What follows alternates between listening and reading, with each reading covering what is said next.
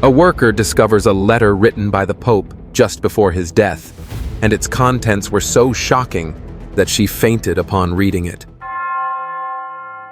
Fog blanketed Rome like a heavy quilt, wrapping the Vatican in a silence so dense that it seemed to stop time.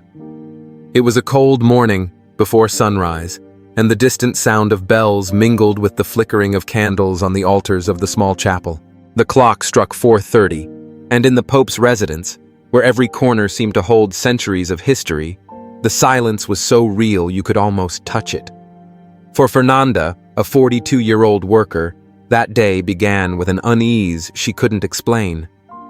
She woke up even before her alarm, as if something had pulled her from a dream she could no longer remember. In her small service room, the bed creaked as she sat up.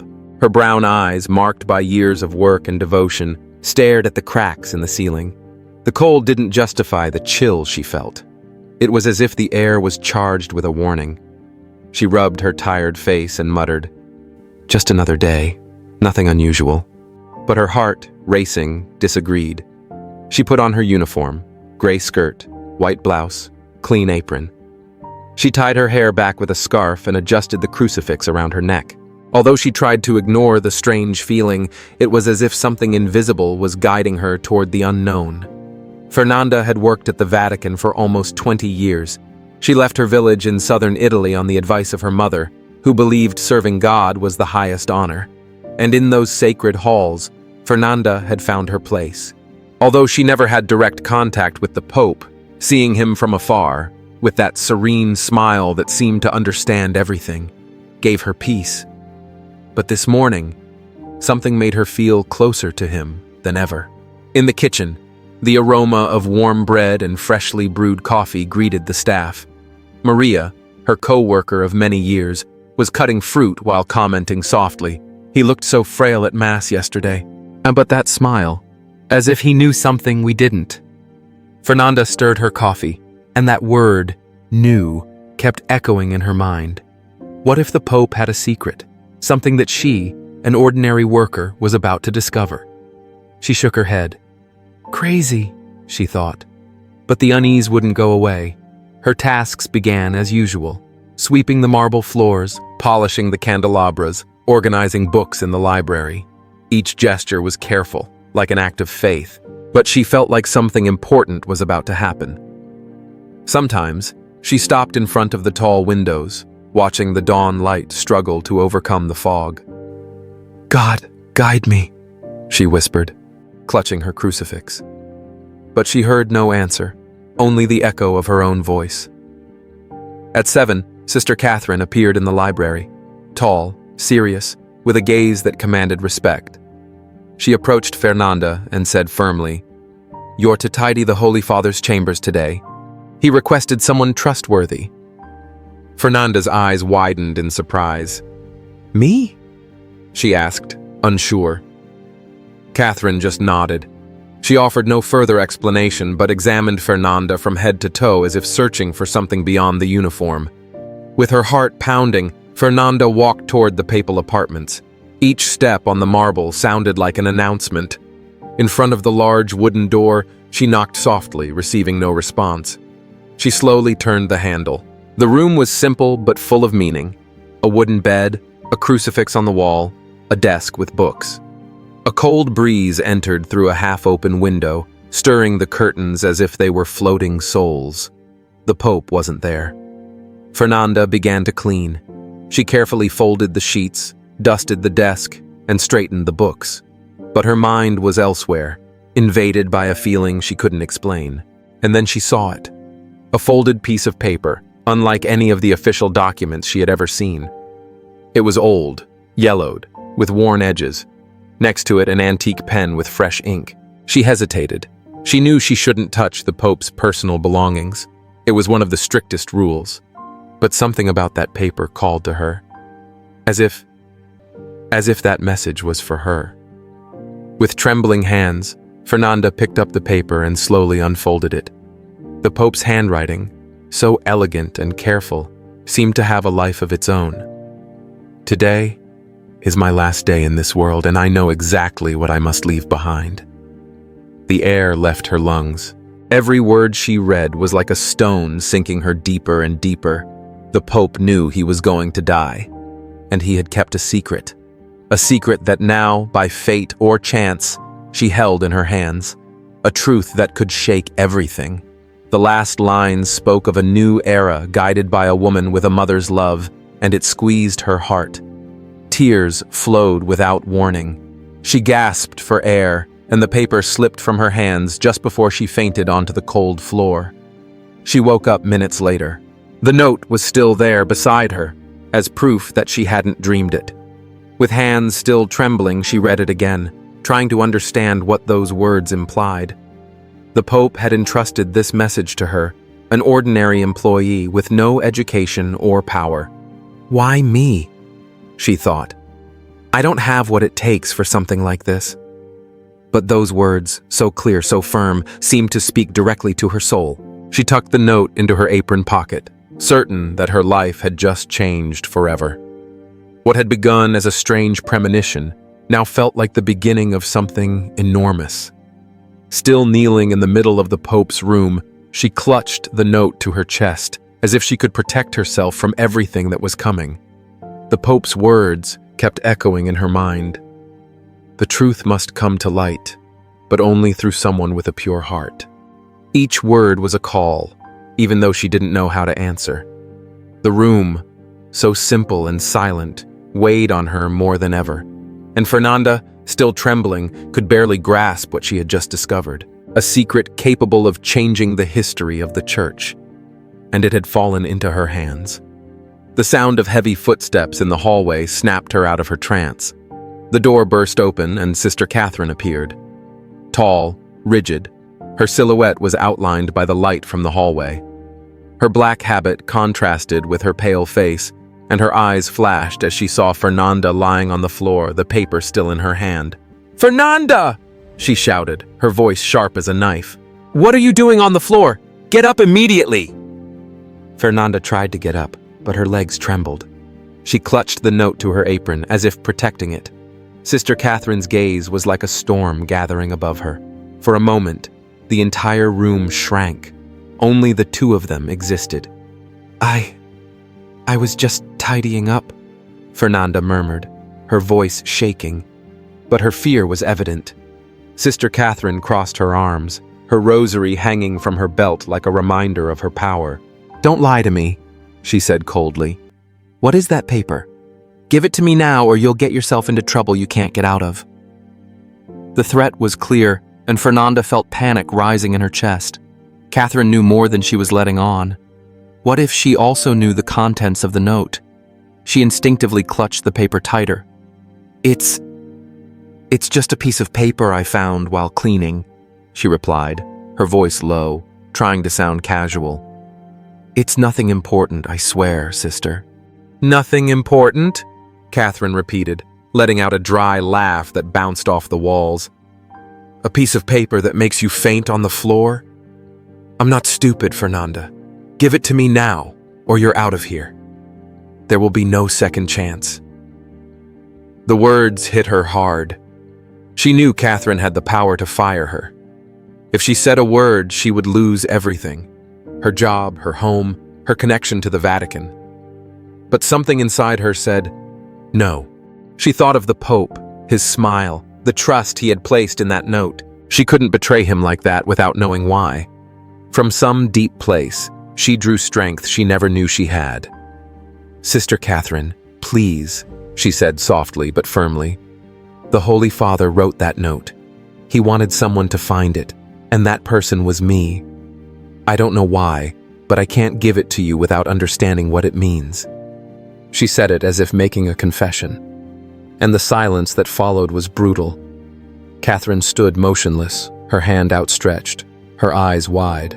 For the first time, Fernanda saw her lose control, even if only for a second. But the surprise quickly turned to anger, and Sister Catherine's mouth tightened into a hard line. "Written by the Holy Father?" she spat, with a mixture of mockery and indignation. "Do you really expect me to believe that the Pope would entrust something so important to a simple employee? Your audacity has gone too far, Fernanda. Give me that note right now, or I swear to God, You won't see the end of the day as part of the staff." The threat was more than clear, and Fernanda felt the ground shift beneath her feet. But the memory of the words written in the Pope's serene and confident hand kept her steady, as if anchoring her to something greater. She straightened up, though her legs continued to tremble, and for the first time in all those years, she looked Sister Catherine directly in the eye. "No, sister," she replied, her voice gradually losing its fear. "I'm not going to hand over anything. The Holy Father left this note for someone to find, and I was the one who found it. I don't know why it fell to me, but I won't betray that trust. If you want it, you'll have to take it from me by force." The silence that followed was thick, like the calm before a storm. Sister Catherine froze, speechless for a second. She had never seen Fernanda speak like this, with such fire emanating from the depths of her soul. But the astonishment didn't last long.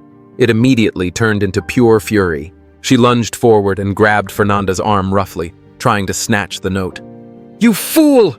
she shouted, her face red with rage. "You have no idea what you're doing. That note isn't yours.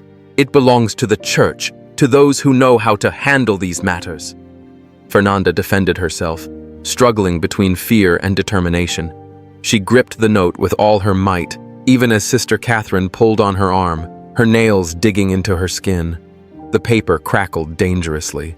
And it was then that she cried out desperately, "Stop! He wanted this to be found, not you, not the church, someone like me. I don't know why. But I won't let you take it." They stumbled together and fell against the desk. Books and papers flew through the air, making a commotion that completely shattered the silence of the room.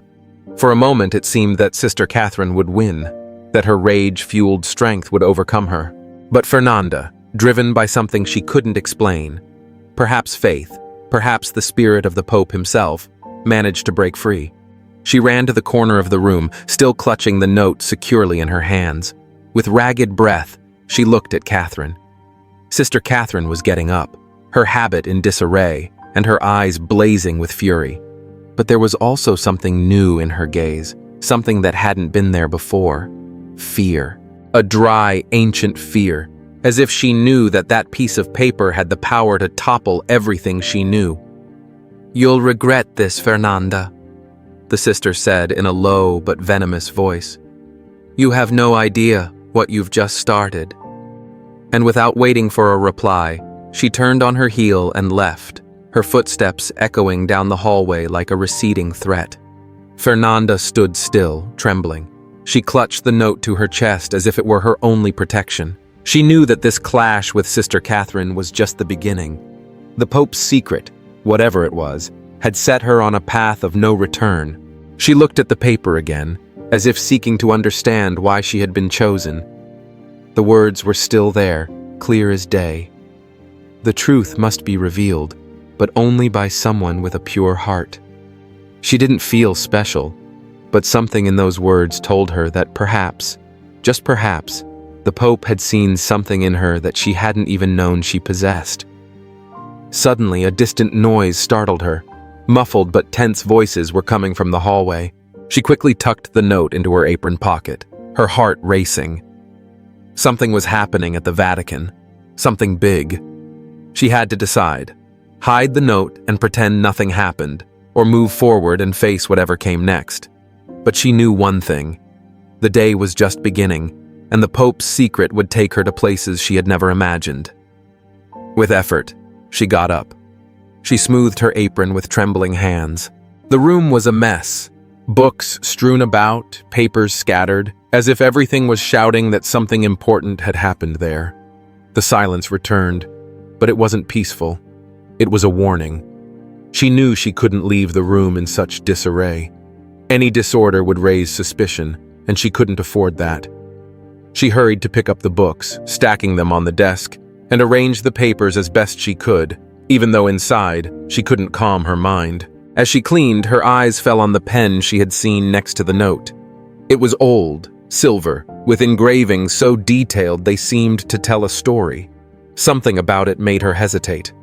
What if there were more hidden signs there? The Pope, with all his wisdom, might have left other clues, other ways to communicate his truth. Fernanda glanced around, a knot in her stomach. It wasn't the time to search for anything, but the suspicion had been planted in her mind. The voices in the hallway grew clearer. She caught snatches of words. Holy Father, emergency, chapel. A shiver ran down her spine. Could it be that the Pope had already passed away? The note spoke of his last day, but she didn't want to accept that the moment had arrived.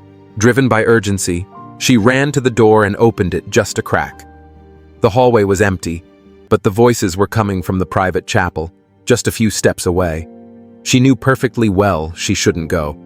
Employees like her weren't allowed to wander around, especially not in such sacred places.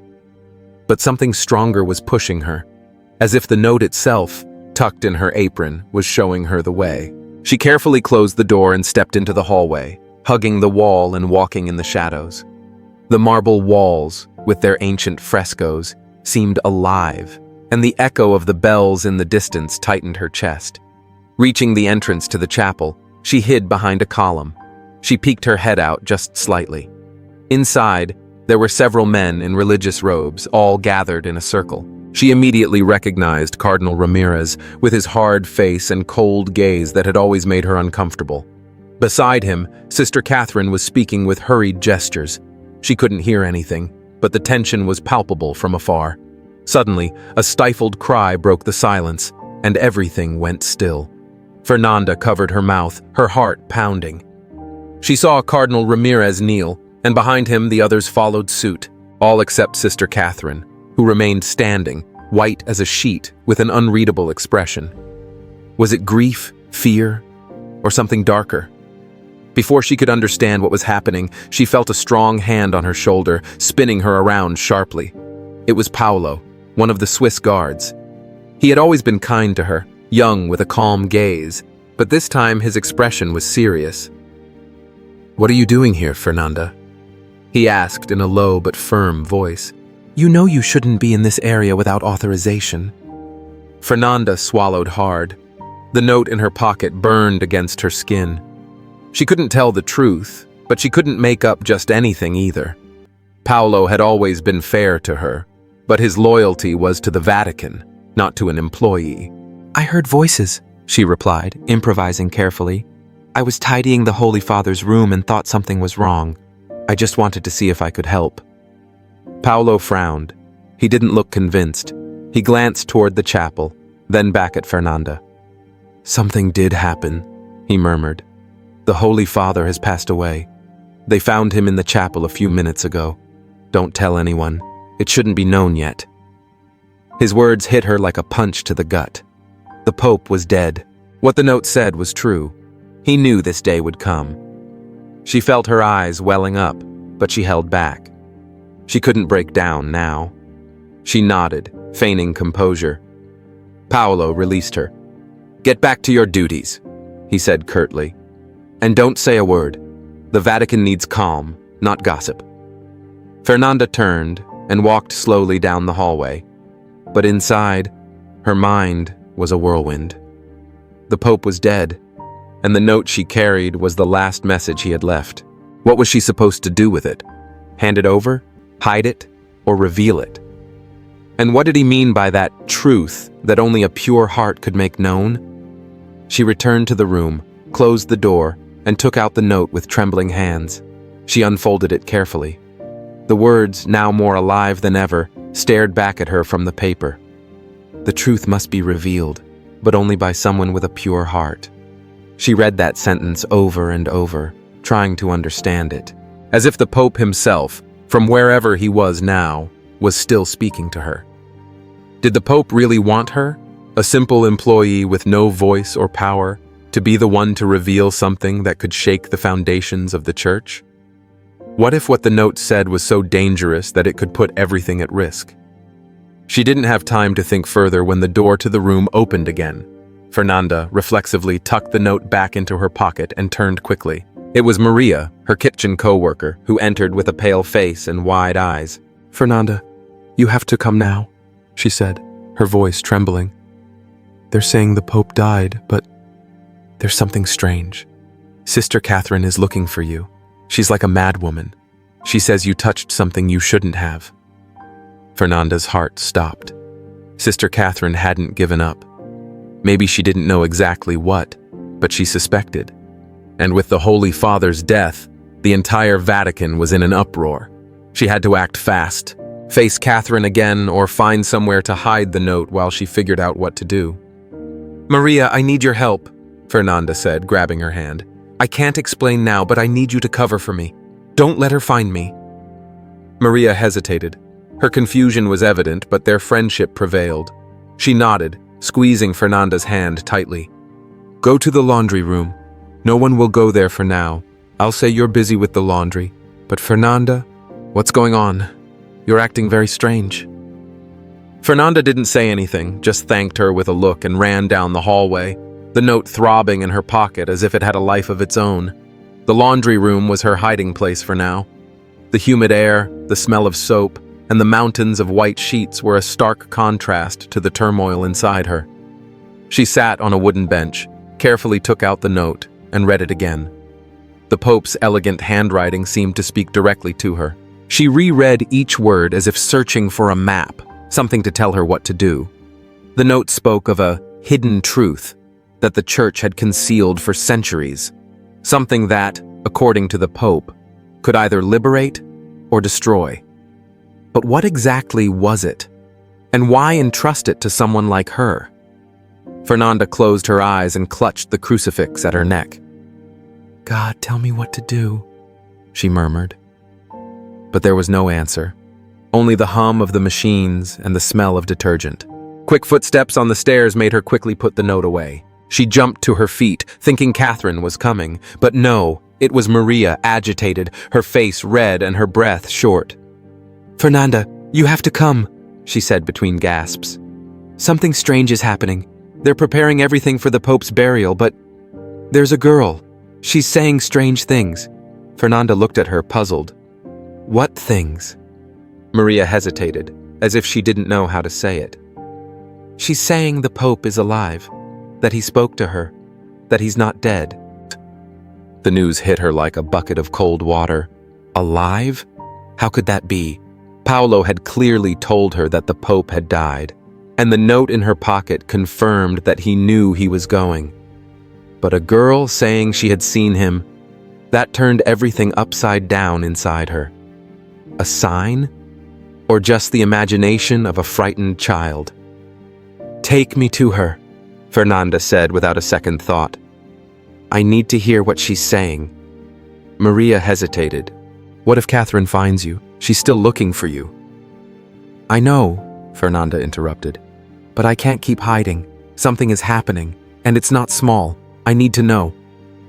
Maria nodded, reluctantly, and together they climbed the stairs, leaving the laundry room and crossing the hallway that led to St. Peter's Square.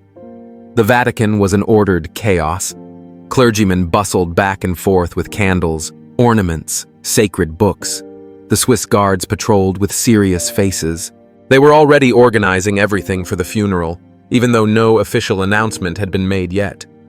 Fernanda and Maria blended in with the staff, heads down, unnoticed. When they reached the square, the scene was chaotic. A group of people, tourists, faithful, some locals, were gathered near the basilica. The guards were trying to keep them back. In the midst of the commotion, a girl of about 10, with unruly curls and enormous eyes, was shouting with a strength that didn't seem to come from such a small body. "He's alive! The Holy Father is alive!" The girl's voice was high-pitched, trembling, but so loud that it cut through the crowd. "He told me! I saw him!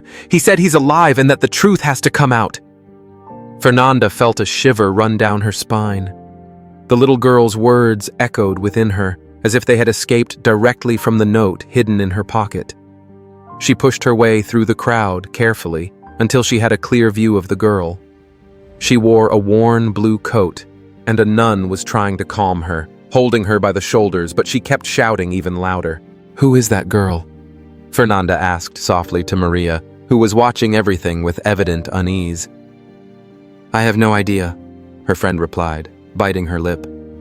"They say she's the daughter of one of the gardeners. She was playing nearby when she started shouting. No one knows why she's saying it." Before they could say more, a tall man with a stern look approached. Cardinal Ramirez. It was the same man Fernanda had seen in the chapel. His expression was a strange mixture of annoyance and something that looked a lot like fear. He knelt down in front of the girl, murmuring something no one could hear. But the little girl didn't back down. She raised her hand and pointed directly at him. "You know, he said you knew. The truth must be told, or he'll never rest." There was a general murmur. People were surprised, some curious, others simply confused. Fernanda felt the note throb in her pocket, as if reacting to the girl's words. The truth must be told. It was exactly what the Pope had written. Coincidence? Or did the girl have a role in all this? Cardinal Ramirez gestured, and 2 Swiss guards appeared instantly. They took the girl by the arms and led her inside the basilica. She continued shouting, her voice fading with each step, until it became a lost echo. The crowd began to disperse, but Fernanda remained frozen, staring at the door where the girl had disappeared. She couldn't stop thinking that what she had just seen was real. That girl knew something. "Fernanda, we have to go now," Maria whispered, tugging on her arm. "If Sister Catherine sees you here, it's going to get worse." But Fernanda didn't move. Her eyes met those of Sister Catherine, who was not far away, watching her with a look that revealed nothing, but said everything. She knew Fernanda was there. She knew she still had the note. "Maria, I have to talk to that girl," Fernanda said in a low but determined voice. "She knows something, I can feel it." "Are you crazy?" Maria exclaimed, alarmed. "How do you plan to approach her? They've already taken her away, and you're being watched." "I know," Fernanda murmured, clutching the paper against her side. "But I have to try. This can't just be a coincidence." Without giving Maria time to say anything else, Fernanda started walking towards the entrance of the basilica. She blended in with the staff coming and going, lowering her gaze to avoid being recognized. She knew she was taking a risk that Catherine and the cardinal could be nearby, but she could no longer ignore what she felt. That girl, with her voice and her innocence, was key to all of this. Inside, St. Peter's Basilica was dressed in mourning. The body of Pope Francis lay in state on a catafalque, covered in white cloths, surrounded by flowers, candles, and solemn chants. The faithful passed by in silence, leaving prayers and tears. The scent of incense filled the air, enveloping everything with its heavy aroma. But for Fernanda, hidden behind a curtain in one of the corners, this was not a place of prayer, but of tension. The note in her apron weighed more than ever. She knew she couldn't keep hiding. Since the incident with the girl, she had avoided both Catherine and Ramirez with all her might thanks to Maria's help. But with every passing minute, her conscience screamed at her to act. The Pope had left her that note for a reason, and there was no more time. As she watched everything, her eyes fell on a young priest weeping in a corner, kneeling, his shoulders shaking with sobs. There was something about him, his fragility, that moved Fernanda deeply. He looked young, perhaps around 30, with tousled brown hair and a tear-stained face. Unlike the other priests, who remained serene and solemn, he was visibly devastated. Fernanda hesitated. Her instinct told her to stay hidden, but something in her heart, that compassion that had always defined her, made her approach him. She moved carefully, taking advantage of the shadows until she reached the young priest. He didn't even notice her presence, lost in his grief. Fernanda knelt beside him, lowering her voice so as not to attract attention. "Father, are you all right?" she asked in a whisper. "Is there anything I can do to help?" The priest looked up, clearly surprised. His green eyes, swollen from crying, met hers. For a moment, he seemed unsure who she was or what she was doing there. Then he shook his head, wiping his face with the sleeve of his cassock. "No, there's nothing left to do," he murmured, his voice breaking. "He's gone. The Holy Father was much more than a guide. He was like a father to me." Fernanda felt a pang in her chest. His grief was so real, so pure, that she couldn't help but be moved. She gently placed a hand on his shoulder without saying a word, a simple gesture but full of humanity.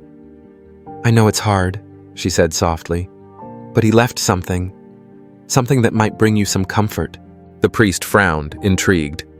"He left something? What do you mean?" Fernanda hesitated. Showing him the note was a huge risk. She didn't know this Father Esteban, didn't know if she could trust him, but something in his eyes, in his honest sadness, told her that maybe she could. Besides, after what the girl had shouted in the square, she felt like the secret was burning a hole in her soul. She needed to share it with someone, or she couldn't take it anymore. She looked around. No one was watching them. With trembling hands, she took the note out of her pocket and held it between her fingers. "I'm just an employee," she said almost voicelessly. "But yesterday, while I was cleaning the Holy Father's room, I found this. It's a note. One that could change everything." Esteban looked at her as if he couldn't believe what he was seeing. "A note from the Pope? What does it say?" Fernanda took a deep breath. She leaned in closer and whispered in his ear carefully, as if each word were a prayer. "Beloved Church, today I know that I have but a few hours left before I depart, but I cannot leave without saying what has been asked of me. A new era is about to begin in this holy church that I love so much. It will no longer be a man who guides it, but a woman. Yes, a woman, with her eternal mother's love, to heal this world. With all my affection, Pope Francis." When she finished, the silence was so profound that not even the murmur of the basilica could be heard. Esteban stared at her, his face pale, his eyes wide. For a moment, Fernanda thought he would scream, that he would betray her.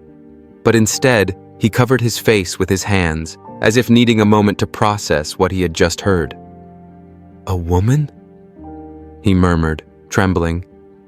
Did he really write that? A woman to lead the church? Fernanda nodded and carefully put the note away again. "I know it sounds incredible, but that's what it says." He knew he was going to die, and he wanted someone to find this. "I don't know why it was me, but I feel deep down that he wanted this message to reach the right people." Esteban took a deep breath, trying to compose himself. He looked at the Pope's body, there on the catafalque, and fresh tears escaped his eyes. "He was always different," he said with a sigh full of respect. "He always talked about change, about opening doors. But this goes beyond anything we imagined." Fernanda felt a small sense of peace at sharing what she knew, but also a new burden of fear. "Father, what do I do now?" she asked, her voice breaking. "Sister Catherine knows I found something. And Cardinal Ramirez. I think he suspects too. I don't think I can handle this alone." Esteban remained silent for a few seconds. His gaze searched the air as if trying to find courage. "Fernanda, what you have is dangerous," he finally said. "The church isn't ready for this. There are powerful people here, people who would do anything to maintain the order as it is. But if the Pope wrote that, it's because he felt it was God's will." Before Fernanda could respond, a commotion at the entrance of the basilica interrupted everything. Everyone present turned at the same time, as if something important was about to happen. It was the same girl from the square, the gardener's daughter, now walking between two Swiss guards. She seemed calmer, but her eyes shone with a confidence unusual for someone so young. As she passed the Pope's body, she stopped. She completely ignored the guards, and in a voice as firm and clear as a bell declared, "The truth still lives. He is alive in the truth." The entire basilica fell completely silent. Cardinal Ramirez, who was nearby, immediately approached to try to silence her, but it was too late. Her words had been heard by everyone. Fernanda and Father Esteban exchanged glances. This girl had something to do with the note, with the Holy Father's message. How was that possible? What if she was truly connected in some way? What if it was the Pope's very spirit speaking through her? "We have to talk to her," Fernanda murmured, her heart pounding. "She knows something. I feel it here." Esteban nodded, but his face was filled with concern. "Be careful, Fernanda. You're treading on dangerous ground. If what that letter says is true, there are those who would do anything to keep it hidden." Fernanda swallowed hard, feeling the weight of the note burning in her pocket, and the icy gaze of Sister Catherine fixed on her from the other end of the room. The wake, which should have been a solemn act of farewell, was turning into a silent battlefield, and she, with that secret in her hands, knew there was no turning back. She needed to find the girl, understand her connection to the note, and decide if she was ready to unleash the truth that Pope Francis had left as his legacy. Meanwhile, the basilica seethed with tension.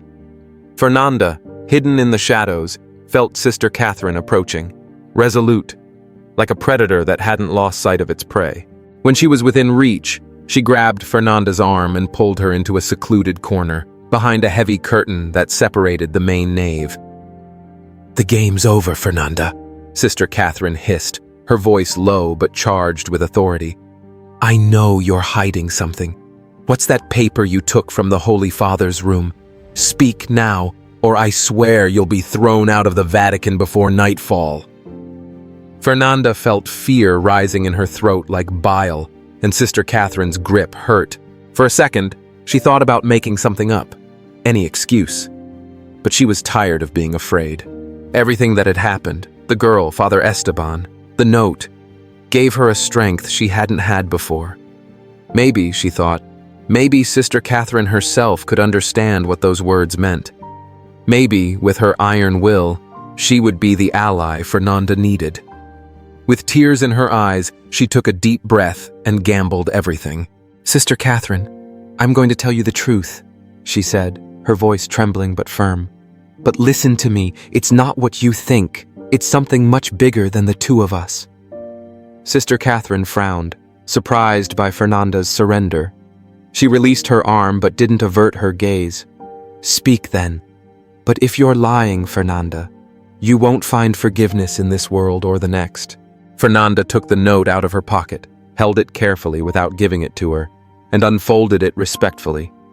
She lowered her voice, making sure only Catherine could hear, and read, "Beloved Church, today I know that I have but a few hours left before I depart, but I cannot leave without saying what has been entrusted to me. A new era begins in this holy church that I love so much. It will no longer be a man who guides it, but a woman. Yes, a woman with her mother's love to heal this world. With all my love, Pope Francis." When she finished, the silence was so thick that even the echo of the basilica seemed muted. Sister Catherine, for the first time, was speechless. Her eyes, normally cold and calculating, moistened with something different. Amazement? Pain? Respect?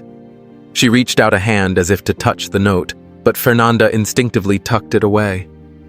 Is this real?" the sister asked, almost in a whisper. "Did the Holy Father write this?" Fernanda nodded, tears streaming down her face. "I swear, sister, I found it in his room the day he died. He knew he didn't have much time left and he wanted someone to find it. I don't know why it was me, but I feel deep down that he wanted this message to come to light." To her surprise, Sister Catherine didn't explode. Instead, she covered her face with her hands, holding back something profound. When she spoke again, her voice was no longer cold, but charged with an intense determination, as if something within her had awakened. "My God," Sister Catherine murmured. "He was always a man ahead of his time. He spoke of change, of opening the church to the humble, to those who were always left aside. But this, a woman as Pope, it's a revolution the church isn't ready for, and yet, he believed it was God's will." Fernanda blinked, surprised. You believe it? You're not going to try to stop me?"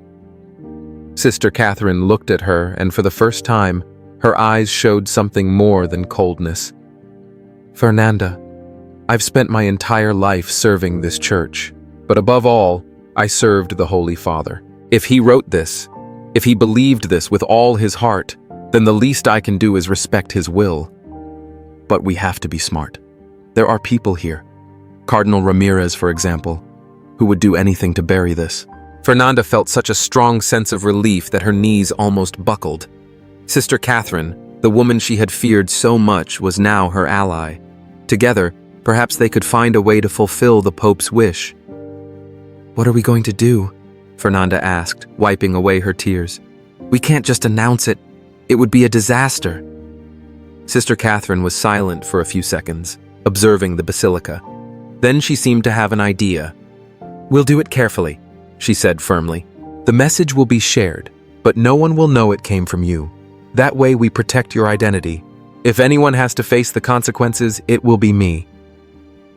They put the plan into action as quickly as they could, taking advantage of the chaos of the wake. Thanks to her authority, Catherine had access to the workers distributing liturgical leaflets to the attendees. She proposed printing copies of the message without the Pope's signature, so that it would appear to be an anonymous reflection and not an official order. With Maria's help, who knew someone in the Vatican printing press, Fernanda managed to print the texts in secret. The Pope's words were reproduced on small sheets of paper, simple but powerful, and mixed in with the leaflets being distributed among the faithful. As people took the papers without suspecting anything, Fernanda and Catherine watched from afar. Little by little, murmurs began to erupt among the crowd. Some read with surprise, others with tears in their eyes. "A woman leading the church." The phrase was repeated, shared like wildfire. Priests frowned, pilgrims murmured with excitement, and the message, though anonymous, carried the weight of Pope Francis's soul. At that moment, Fernanda saw the girl from the square sitting on a bench next to her mother. She looked directly at Fernanda and smiled, as if she knew exactly what had happened. "The truth still lives," her smile seemed to say. Fernanda felt a shiver run through her body, but also a deep peace. Catherine, beside her, placed a hand on her shoulder. "You did the right thing," she said softly. "The Holy Father would be proud." But the calm didn't last long. Fernanda saw Cardinal Ramirez in the middle of the basilica with one of the papers in his hand. His face was red with rage, and his eyes darted from face to face, searching for the person responsible. Fernanda knew at that moment that the battle wasn't over. The Pope's truth was already on the lips of the people, but the walls of the Vatican wouldn't fall so easily. Alongside Catherine, she would have to face the consequences of unleashing the Holy Father's last wish. The night before the conclave, the Vatican was a hive of activity. News of the anonymous message was already circulating worldwide. In St. Peter's Square, pilgrims held banners with phrases like, "A new era," and "She can heal the world." The press speculated, the faithful debated, and while some celebrated the idea of a woman leading the church, the more conservative sectors burned with fury. Ramirez, the most aggressive, called the message heresy and ordered an investigation to find those responsible. Fernanda, Catherine, and Father Esteban hid in the laundry room, the only place where they still felt a semblance of safety. The washing machines continued to hum, and the smell of soap filled the air, but the atmosphere was heavy. Esteban, his eyes still swollen from grief, entered agitatedly. "Sophia spoke again," he blurted out urgently. "The girl from the square. She interrupted a meeting of cardinals, said the Pope appeared to her in a dream, that he asked her to accept the truth." She repeated the message, word for word. Fernanda froze. "How could she know?" she asked, her heart pounding. "She never saw the note." Esteban shook his head, his face pale. "I don't know. Some say it's a miracle. Others think someone is using her." But Fernanda no longer had any doubts. What had begun as a secret hidden under a papal pillow was now a call resonating throughout the church. And it didn't matter if it was a miracle or the courage of a few. The truth had already begun its journey, and it wasn't going to stop. The crucial point was that the cardinals were no longer united. Ramirez wanted to expel Fernanda, but others, those who had truly been close to the Holy Father, were beginning to open their eyes. The message was touching them. Sister Catherine clutched her rosary so tightly that her knuckles turned white. "This is a sign," she said with conviction. "The Pope knew exactly what he was doing. He chose you, Fernanda, to find that note, and perhaps Sophia to make it known to the world. But we have to move now, before Ramirez manages to manipulate the conclave." Fernanda looked down, feeling the weight of the note as if it were made of lead. "And what can we do?" she asked. "The message is already out there, but we can't force the church to accept it." Sister Catherine gave a slight smile, with a spark of hope rarely seen in her. "There's no need to force anyone. The people are with the Pope. We're going to make sure his voice is present in the conclave. We'll make sure the cardinals know that the whole world is watching them." The plan was risky, but straightforward. Father Esteban, thanks to his connections within the clergy, would be responsible for speaking with the more open-minded cardinals, those who admired Francis's reformist spirit. He would tell them that the note wasn't a threat, but a divine revelation. Ignoring it would be turning their backs on the Pope. Meanwhile, Sister Catherine would use her influence among the Vatican staff to keep the rumors circulating and increase the pressure. Fernanda, for her part, would remain hidden, protecting the original note as if it were her life. But not everything went as planned. Fernanda was almost caught when she tried to return to the printing press for more copies. While adjusting the machine, a Swiss guard, not Paolo, appeared and asked suspiciously, "What are you doing here at this hour?" She made up a story about looking for forgotten laundry, but the guard escorted her to the door, his gaze following her as if he could see right through her.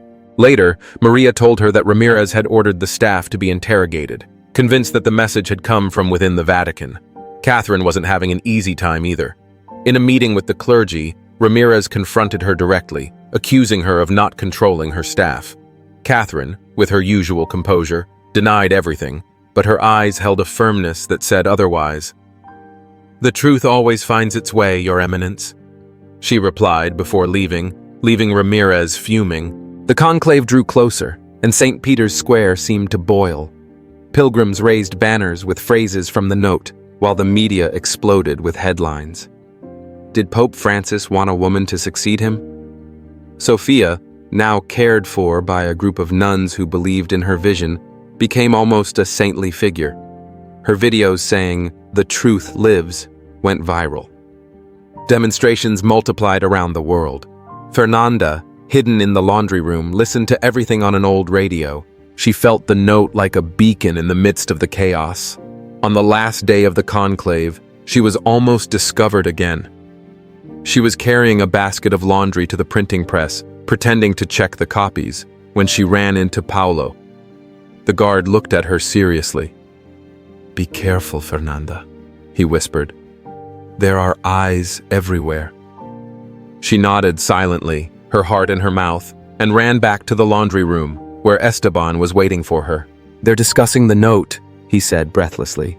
"Some cardinals don't even want to touch the subject, but others, like Cardinal Rossi, say it's a divine message. Ramirez is losing ground, but he's still a threat." Before Fernanda could reply, Maria entered, pale. "Ramirez has ordered the leaflets confiscated. They're searching the basilica." Fernanda felt her world crumbling. "We have to protect the original," she said, clutching the note. "And Sophia? Is she all right?" "The nuns hit her," Catherine answered, entering at that moment. "But Ramirez is desperate. He knows the truth is gaining strength." That night, Fernanda had to make a decision. As she hid the note in a safe in the laundry room, she thought about burning it to protect everyone. But then she remembered the Pope's words, so full of faith and hope, and she couldn't do it. She needed to believe, as Catherine said, that the truth would find its way.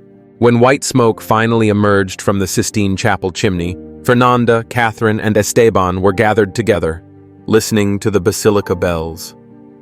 The new Pope, Cardinal Giovanni Bianchi, appeared on the balcony, a simple man, much loved by the people. But it was his speech that left the world breathless. My predecessor, Francis, dreamed of a church that listened to the heartbeat of the people. He left us a vision of love, justice, and transformation. I pledge to follow that path with humility, opening doors and honoring his legacy. Hearing those words from the Vatican balcony, Fernanda couldn't hold back her tears. It wasn't the complete revolution the Holy Father had dreamed of, but it was a first step. The message, which had traveled the world, had planted a seed that was already beginning to sprout. Many women, inspired by Francis's vision, now felt that their voices had a place, and the church, albeit cautiously, was beginning to open its heart. A few days later, Fernanda returned to her small village in the Italian countryside, carrying the experience in her soul. The original note, entrusted to Sister Catherine for safekeeping, became a symbol of her courage. Before leaving, Sophia, now with a serene smile, came to say goodbye. She hugged Fernanda tightly and whispered in her ear, "He's proud of you." Fernanda smiled, feeling deep down that the Pope was still with her. As she walked through the hills of her homeland, with the starry sky shining above her, Fernanda looked up at the horizon. She knew that the church still had a long way to go, but she also knew that something had changed forever. The world, touched by the truth of Pope Francis, would never be the same. And she, a simple woman, an employee with no titles or power, had had the courage to do the right thing. The note, now carefully guarded by Catherine, was more than just a piece of paper. It was living proof that faith and truth can move mountains. The church, now under the guidance of Pope Bianchi, was taking its first steps towards a new era. Sophia, transformed into a symbol of hope, was a constant reminder that the truth lives on. Fernanda, from the top of a hill, looked at the sky and whispered with a full heart, "Thank you, Holy Father. Your light will never be extinguished." Dear readers, this story shows us that even the simplest voice can bring about profound change. If you too believe in the legacy of love, compassion, and hope left by Pope Francis, leave an Amen in the comments and join this tribute from the heart.